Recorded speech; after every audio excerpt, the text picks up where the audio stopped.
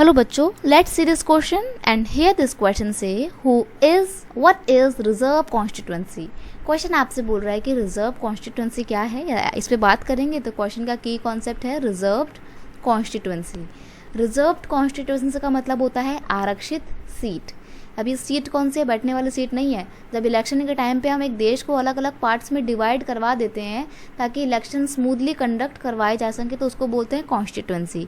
अब कुछ कॉन्स्टिट्यूएंसी क्या की जाती है, कुछ कम्युनिटी के लिए रिजर्व करके रखी जाती है। यानी कि मान लीजिए ये स्पेसिफिक कॉन्स्टिट्यूएंसी मैंने एससी कम्युनिटी के लिए रिजर्व कर दी है, तो इट्स मीन यहाँ पर जितने भी लोग vote as a election candidate के तौर पे उतरना चाहते हैं या वोटिंग इलेक्शन में कॉन्टेस्ट करना चाहते हैं तो वो एससी कम्युनिटी के ही होंगे और जीतने वाला व्यक्ति भी फिर एससी ही होगा। तो यहाँ पर जो भी मेंबर जीतेंगे वो एससी कम्युनिटी के होंगे।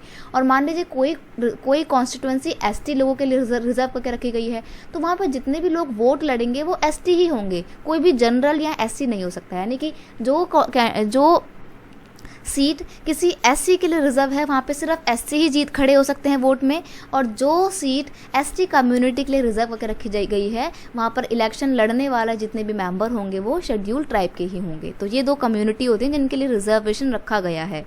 The democratic election In democratic election, some constituencies are reserved for a specific community like scheduled, ये scheduled होता है, scheduled caste and scheduled tribe according to their population। मतलब उनकी जितनी जनसंख्या है उसके अनुसार ही ये सीटें रिजर्व करके रखी जाती हैं।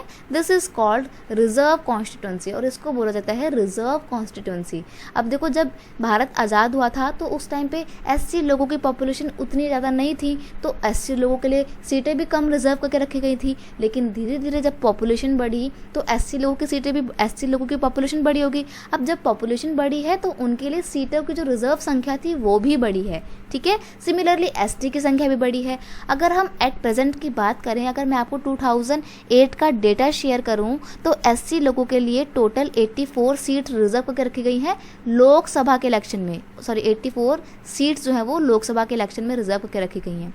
रुको मैं आपको ना टोटल बताती हूँ पहले। तो टोटल कितनी सीटें हैं? टोटल है 540।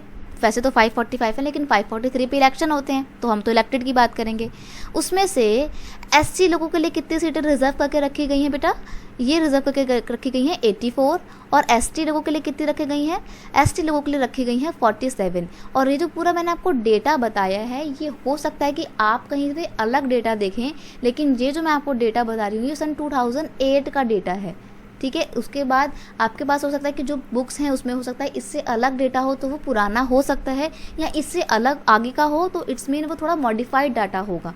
ये मैंने 2018 के अकॉर्डिंग आपको यहाँ पे बता रही हूँ। तो आप आई होप रिजर्व कॉन्स्टिट्यूएंसी क्या होती है समझ गए होंगे। और यही जो रिजर्व करके रखी जाती हैं कुछ सीटें, इनको बोला जाता है रिजर्व कॉन्स्टिट्यूएंसी।